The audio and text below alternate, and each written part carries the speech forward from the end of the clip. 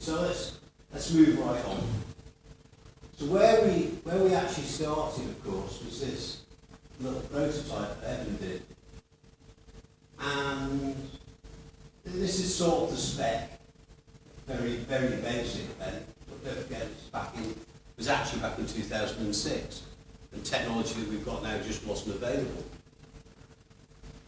So this was Evan's original concept computer. Now you'll notice that although this looks like GPIO, it wasn't. This was actually component video done by resistor summing networks.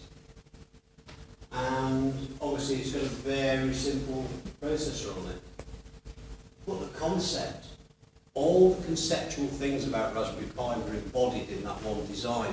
In that it was cheap, simple, was going to run a single operating system, we'll come back to that maybe, and it could be expanded by connecting things to it. Maybe not as well as the current Pi, but certainly that was the idea.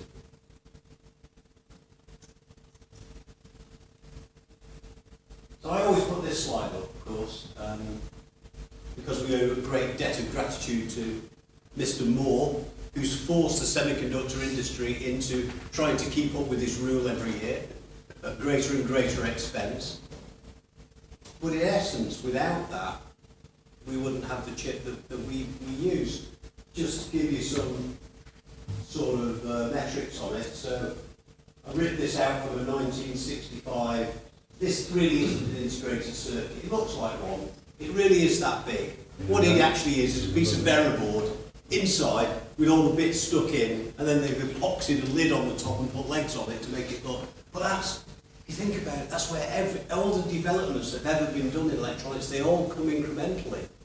So that was the first sort of electronics module, and then of course we got the integrated circuit after that.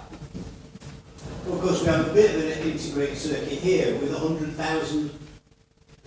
million transistors in it. And that's really where Gordon's rule has actually helped us out immensely. So actually coming back to the prototype, so that was our prototype, $110, that was the challenge. We needed to get that down to an out-of-the-door manufacturing cost of $35. Because as I said earlier, that was the point at which we believed we could say it's cheap enough to break, people would have a go. Alan Mycroft had talked about this thing called activation energy. And it is a thing about, well, how much effort is it to actually get started to try something? And part of that sort of composite energy is the amount of expense to replace the thing you're just about to break. You know, nobody gets a brand new Porsche Carrera or something and then starts doing reversing practice into tight spaces with it. You're just not going to do it. But if you've got a beat-up Mini, you'd probably have a go with it. You wouldn't care. And to some extent, that sort of analogy works with the Pi. Okay, it's not a beat-up Mini, but it is cheap. So if you do break it, you can just buy another one. And probably the things you've got around it, the bits that you've sweated blood to create around it, are more valuable than the Pi itself. So over September 2011, we had to go through this process which I call feature reduction. We looked at all the features that we like, and you can imagine the list was actually significantly longer than that. Because engineers are brilliant. In fact, almost anybody can say, well, what would you like on it?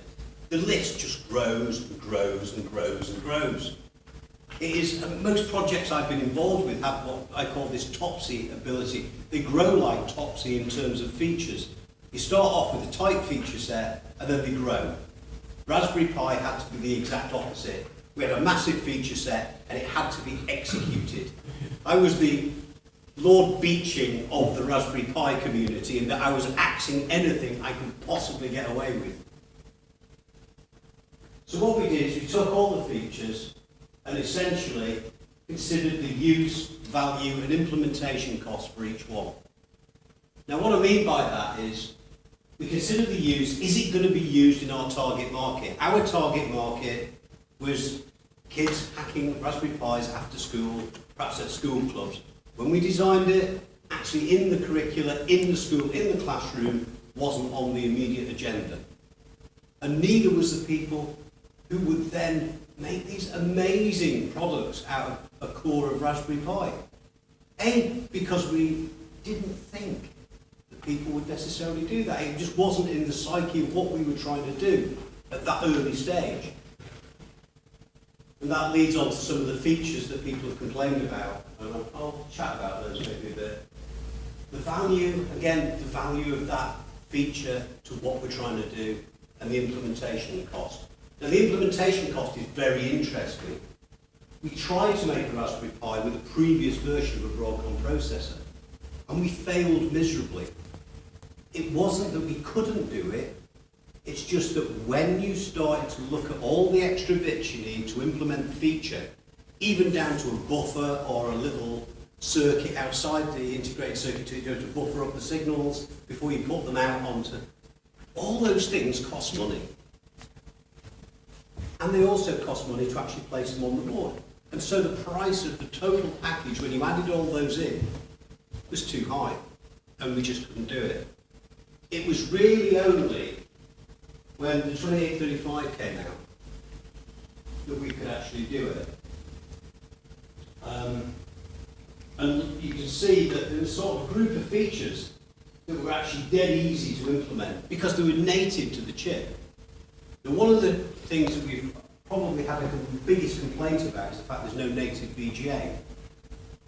The impact of actually implementing VGA on the board would have been disastrous because it would have had so many I/O pins and we would have needed extra logic to do it, and extra logic means extra cost.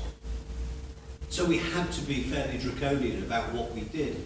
But it was important that we had an escape route, and the escape routes were A, you can buy an adapter that will convert HDMI to VGA, and the other is you actually had the composite on there.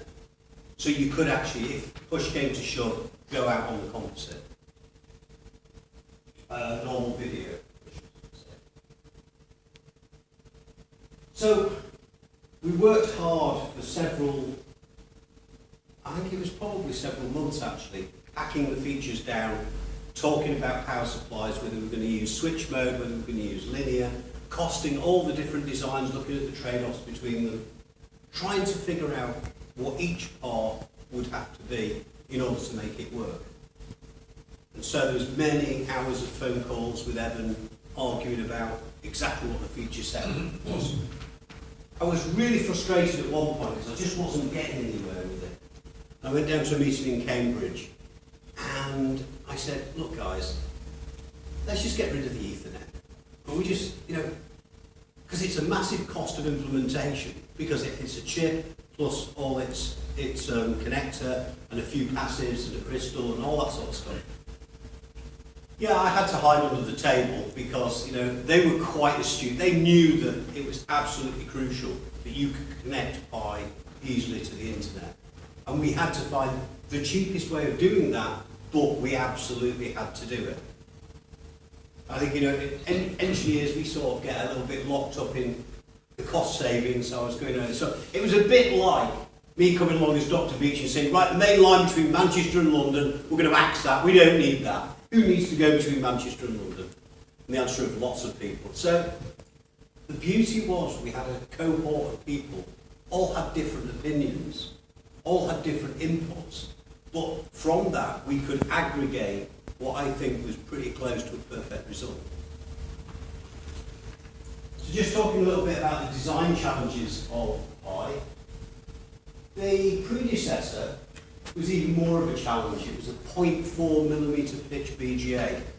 I could actually put one up on screen to show you, but unless you're really into that sort of technology, it's almost meaningless, other than to say that the distance between the connections on that were only about 3 times the width of a human hair. So it's a bit of a challenge to get all that together. So when the 2835 came out, which interestingly is a co-processor that was designed by Broadcom, and just for some reason has an ARM core on the side of it. And nobody really knows exactly why it's there, why it was there, because it didn't appear to be necessary for the full feature set. It was probably there just for testing. But it was extremely beneficial to the Raspberry Pi project. And I'm not going to tell you who the architect of this particular chip was, but you may guess. I thought it was publicly known that they didn't slip that article in. Well, it is now. I don't know.